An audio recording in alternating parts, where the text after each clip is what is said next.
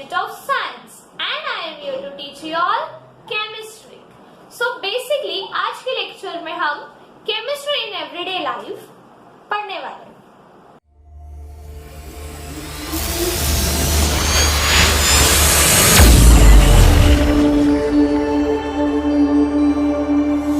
आज हमें chemistry in everyday life. अब आप लोग सोचोगे ये क्या केमिस्ट्री, वो भी हमारे डेली लाइफ में, किधर? कहीं नहीं. जो चीजें आप घर में यूज करते हो ना, आजू बाजू सब में केमिस्ट्री दिख जाएगी. फूड कलर्स पता है, जो बिरयानी वगैरह में कलर ऐड करते हो तुम लोग, वो. फिर medicine, soap, hand wash, sanitizer, main thing जो आजकल चल रहा है, ये सारी चीजों में केमिस्ट्री तो है, कुछ ना कुछ केमिकल्स तो है. सो बेसिकली हम ये सारी चीजें क्या है, कैसे है, ये स्टडी करें. First topic we are going to start with is basics in food chemistry. So basically basics in food chemistry में को स्टार्ट करने से पहले एक क्विक रिव्यू देखते हैं. फूड क्यों लेते हैं हम? खाना, उसे क्या मिलता है हमें? न्यूट्रिएंट्स मिलते हैं, राइट? फिर इस न्यूट्रिएंट से हमें क्या मिलता है? एनर्जी मिलती है. एनर्जी क्यों चाहिए होती है हमें? काम करने के लिए, right? So basically to do any work we need energy and that energy we get from some of the other nutrients. And ये न्यूट्रिएंट्स हमें कहाँ से मिलते हैं? फूड से. सो अब ये तो हमें पता चल गया कि न्यूट्रिएंट्स फूड से आते हैं, but what are the types of nutrients? Any idea? So basically nutrients क्या होते हैं? Carbohydrates, proteins, lipids, vitamins, minerals. ये सारी चीजें सुनी तो होगी. That all together is called as nutrients. Okay? लेकिन This nutrients not only provide us energy, but हमारा जो ओवरऑल बॉडी होता है ना, थोड़ा बायो में जाते हैं, क्योंकि ये चैप्टर ही वैसा है कि बीच बीच में बायो को कंसिडर करना पड़ेगा. सो न्यूट्रिएंट्स खाली एनर्जी नहीं देता, न्यूट्रिएंट्स हमारी बॉडी को प्रॉपर ग्रोथ मिल रही है क्या? ग्रोथ भी तो देखनी पड़ेगी बॉडी की. तो ये जो ग्रोथ होती है ये भी न्यूट्रिएंट्स की वजह से मिलती है. फिर जो भी हमारे बॉडी टिश्यूज खराब हो गए उसको रिपेयर भी तो होना है, तो उसके लिए भी कुछ एनर्जी सेल्स को लगती है. सेल्स को भी एनर्जी कहाँ से मिलेगी? जो न्यूट्रिएंट्स से. अब न्यूट्रिएंट्स हमें खाना खाने के बाद ही मिल रहा है. सो बेसिक इंपॉर्टेंस याद रख लो. अगर पूरी बॉडी का वर्किंग करना है, हर एक काम भी करना है, तो फूड इनटेक प्रॉपर होना चाहिए. Okay, you can see here a flow chart या फिर एक simple wave diagram type है. Nutrients are comprised of carbohydrates, proteins, lipid, fat, vitamins and minerals. Okay, so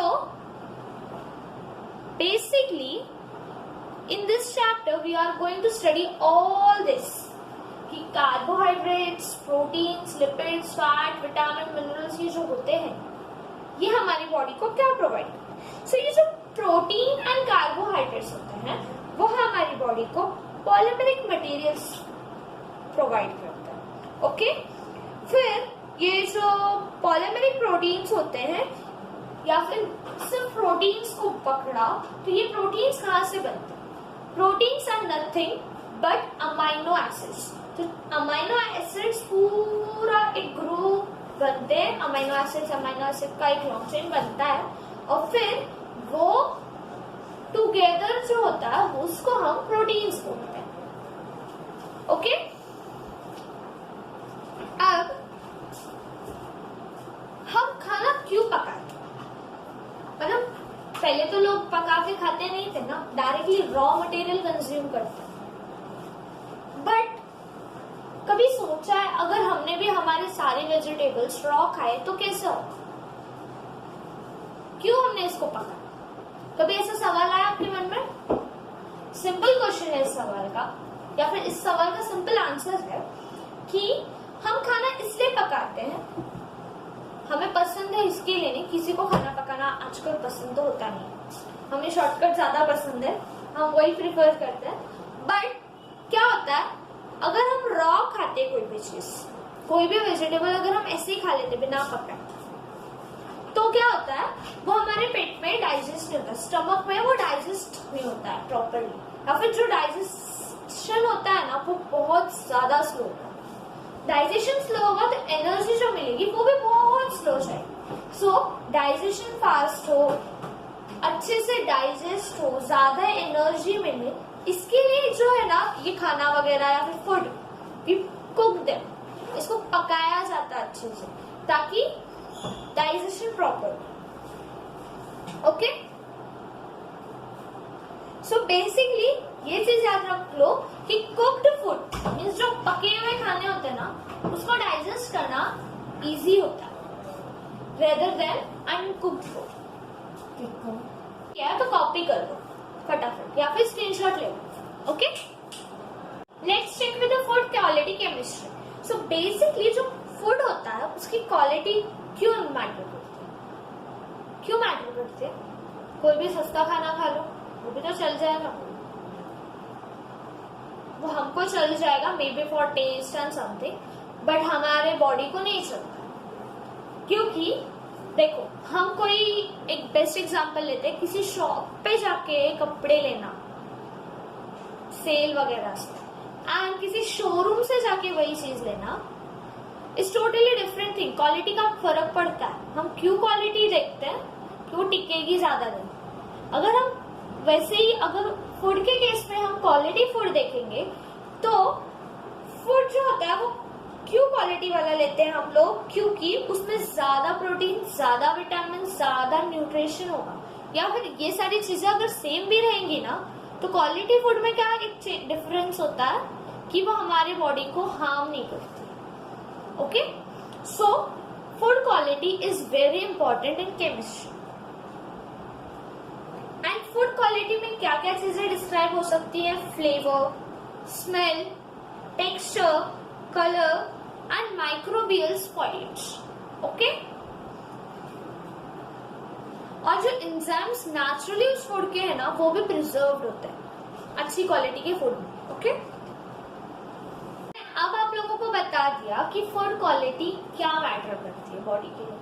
अब इफ व्हाट कि फूड की quality खराब हो या फिर फूड प्रिजर्वेशन, फूड क्वालिटी खराब हो, या फिर कोई फूड जो हम रखते हैं लेकिन थोड़े टाइम बाद वो खराब हो जाता है तो उसको प्रिजर्व करना पड़ता है, राइट? तो फूड प्रिजर्वेशन, फूड प्रोसेसिंग, ये सारी चीजें हम लोगों को करना पड़ता है। व्हाट इफ फर्स्ट पॉइंट इसमें चेक करते हैं फूड क्वालिटी में, browning of cut fruit and vegetables.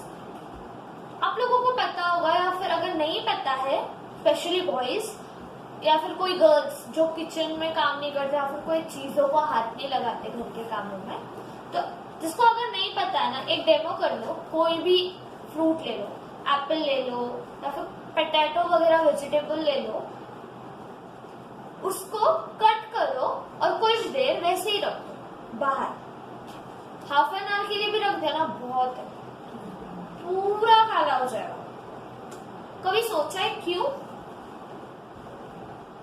कुछ लोग वो ब्लैक हो गया है जाने दो वो खा लेते हैं, कुछ लोग फेंक देते हैं।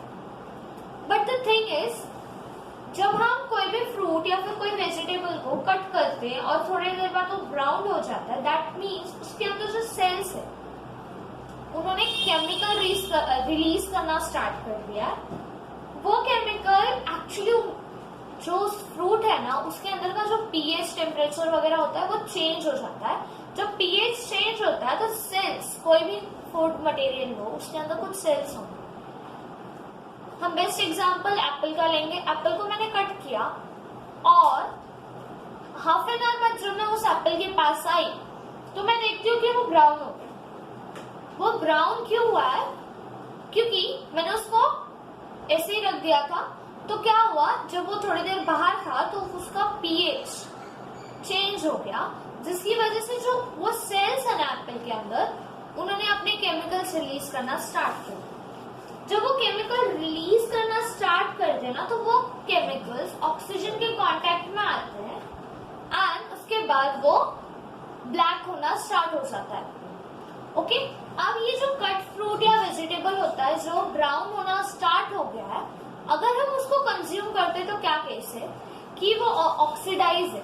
हम बोलते हैं ना लोखंड को जंग लग गई है, तो वो अगर गलती से लग गया तो टिटनस का इंजेक्शन वगैरह लेते हैं हम लोग, राइट?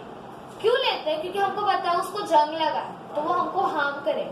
सेम केस होता है फ्रूट्स एंड वेजिटेबल जो काले हो जाते हैं ना, वो भी ऑक्सीडाइज हो जाते हैं, उनको भी एक टाइप का जंग लग जाता है। तो अगर हम उसको भी कंज्यूम करेंगे ना तो हम लोगों को प्रॉब्लम्स फेस करनी पड़ सकती है, डिजीज हो सकती है। सो आई रिकमेंड यू और every doctor will recommend you कि ब्राउनिंग फ्रूट्स या वेजिटेबल जो ब्राउन हो चुके ना उसको कंज्यूम मत करो। क्यों नहीं कंज्यूम करना है? क्योंकि इट इज हार्मफुल, वो ऑक्सीडाइज हो चुका है एयर के कांटेक्ट में आके। ओके, ये बात हो गई browning of cut fruit and vegetables. अब सेकेंड पॉइंट पे आते हैं, rancidity of oils and fat. Rancidity थोड़ा बहुत एसिड से सिमिलर है। एसिड क्यों हो जाता है हम लोगों को?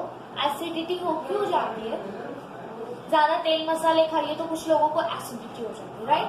तो रैंसिडिटी भी जो है वैसे ही कुछ है, but that is in case of oils and fats. What actually happens, जब हम कोई भी तेल, सपोज मैंने एक ऑयल लिया है और उसको एक छोटे से बाउल में निकाला है एंड कुछ टाइम तक उसको मैंने बाहर ऐसे खुला छोड़ दिया। जब मैं उसको खुला छोड़ दूंगी ना तो क्या होता है, धीरे धीरे धीरे उस पे अजीब से कुछ बैक्टीरिया या फिर धीरे धीरे उसमें कुछ रिएक्शन स्टार्ट हो जाएंगे ऑटोमेटिकली। मैं कुछ करूंगी नहीं, मैं सिर्फ उसको एक बाउल में निकालूंगी और ओपन एयर में रिलीज रख दूंगी। क्या होगा, धीरे धीरे जैसे वो बाहर रहेगा ना ज्यादा टाइम तक, एक दिन तक ठीक है वो ठीक ठाक रहेगा, बट सेकेंड डे पे अगर आप उसको चेक करोगे ना वो ऑयल में से अजीब सी स्मेल आएगी, जैसे कुछ सड़ गया हो ना वैसे स्मेल आएगी, स्टिंक होगा बहुत बुरी तरह से। क्यों होता है? बिकॉज ये जो ऑयल वगैरह है ना इसके अंदर एक फैट्स होते हैं, राइट? फैट्स जो होते हैं ना वो धीरे धीरे कार्बोक्सिलिक एसिड्स वगैरह वगैरह रिलीज करते जब वो एयर में ओपन रखा रहता है, जिसकी वजह से रैंसिड करके जो rancid is actually a smell, एक टाइप है स्मेल का, and that smell is that much strong and unpleasant कि हम उसको टॉलरेट ही नहीं कर सकते। ये क्यों होता है? बिकॉज फैट्स जो है ना वो धीरे धीरे ऑक्सीडाइज होना स्टार्ट करते हैं। जैसे वो ऑक्सीडाइज होते हैं, रैंसिड जो स्मेल है ना वो धीरे धीरे डेवलप होती है उसके अंदर, ऑयल के अंदर, एंड जैसे जैसे ये डेवलपमेंट स्टार्ट होता है वो स्मेल स्ट्रॉन्ग होते जाती है, जिसकी वजह से वो ऑयल पूरा खराब हो जाता है।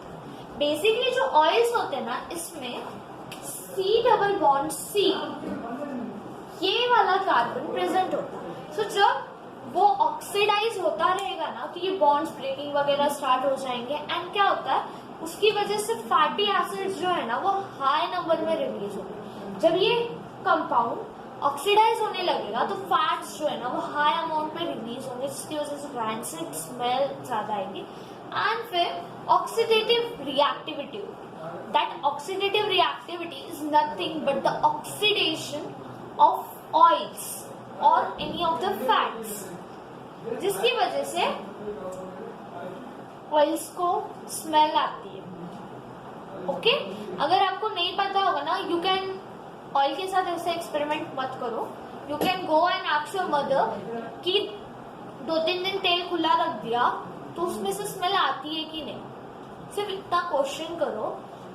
फॉर श्योर आप लोगों की मॉम ने ये सिचुएशन एक्सपीरियंस किया होगा, तो she can answer you that हाँ स्मेल आती है। क्यों स्मेल आती है ये रीजन तो मैंने बता दिया। ओके, एसिडिटी या फिर ऑयल्स एंड फैट्स में जो भी चेंजेस आते हैं, जो स्मेल वगैरह आती है ना, उसके अलावा भी क्या होता है ऑयल्स एंड फैट्स को ज्यादा कंज्यूम करने से, या फिर बैड क्वालिटी ऑयल सुना होगा, सस्ते क्वालिटी का ऑयल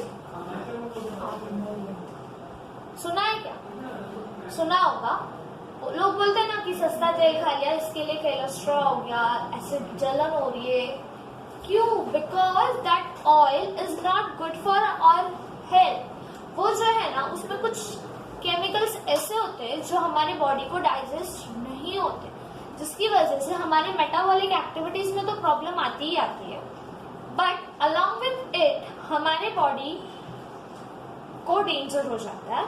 जो टिश्यूज वगैरह होते हैं ना उसमें फैट्स कलेक्ट होना स्टार्ट हो जाते हैं, जिसकी वजह से आगे जाके हम लोगों को डिजीज फेस करनी पड़ती है। कभी हार्ट की डिजीज हो जाती है, कोलेस्ट्रॉल बढ़ जाता है। सो ऐसी ऐसी चीजें होती हैं। इसलिए ऑयल्स जो भी हम यूज करते हैं वो हम गुड क्वालिटी का यूज करते हैं। अभी तो राइस ब्रांड ऑयल है, फॉर्च्यून वगैरह, ऑलिव ऑयल हम यूज कर सकते हैं। डिफरेंट अल्टरनेटिव्स है कि ऑयल को कम कैसे यूज करें, क्योंकि जितना ज्यादा हम ऑयल यूज करेंगे हमारे खाने में उतना ज्यादा फैट एक्यूमुलेट होगा हमारे बॉडी, जिसकी वजह से हमें प्रॉब्लम हो सकती है।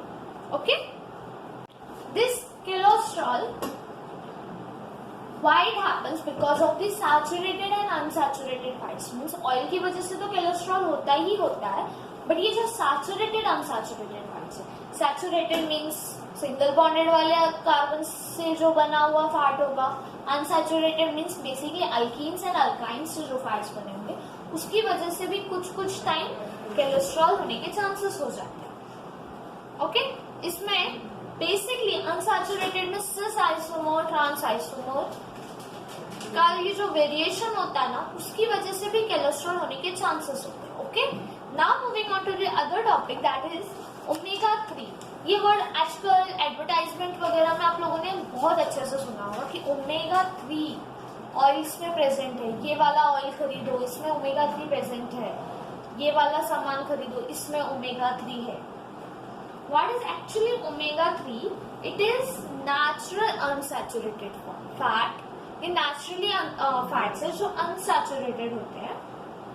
इसके पास ओमेगा 3 है, मतलब 3 कार्बन वाला है। ओमेगा 6 भी वो एक आता है, that is having 6 carbon in it. और ये जो डबल बॉन्डेड स्ट्रक्चर्स है बेसिकली, एंड इसमें जो है ना इसकी वजह से क्या होता है, लिपोप्रोटीन फॉर्म होता है या फिर HDL होता है, हाई डेंसिटी लिपोप्रोटीन हमारे बॉडी में फॉर्म होना स्टार्ट करता है, जो गुड कोलेस्ट्रॉल मीन्स अच्छा वाला कोलेस्ट्रॉल हमारे बॉडी को ऐड करता है और हमारे बॉडी को हेल्थी रखने में यूजफुल होता है। सो इसकी वजह से हम बोलते हैं ओमेगा 3 वाले ऑयल्स कंज्यूम करो, ओमेगा 6 वाले ऑयल्स कंज्यूम करो, क्योंकि that one is good cholesterol and this causes bad cholesterol. So cholesterol good and bad ये सिलेक्ट करना इज इम्पोर्टेंट थिंग। ओमेगा 3 किस किस चीज से हमें मिल सकता है?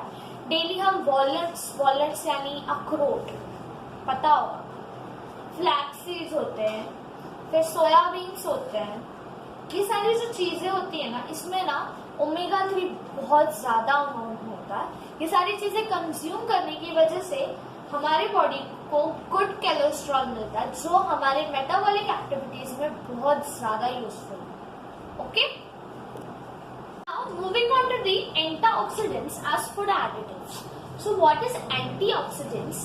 बेसिकली एंटीऑक्सीडेंट्स ऐसे मटेरियल्स है या फिर ऐसी केमिकल्स हैं जो ऑक्सीडेशन का जो रिएक्शन होता है ना, ये जो ब्राउनिंग वगैरह होता है, ये मैंने बताया आप लोगों को कि because of oxidation it happens.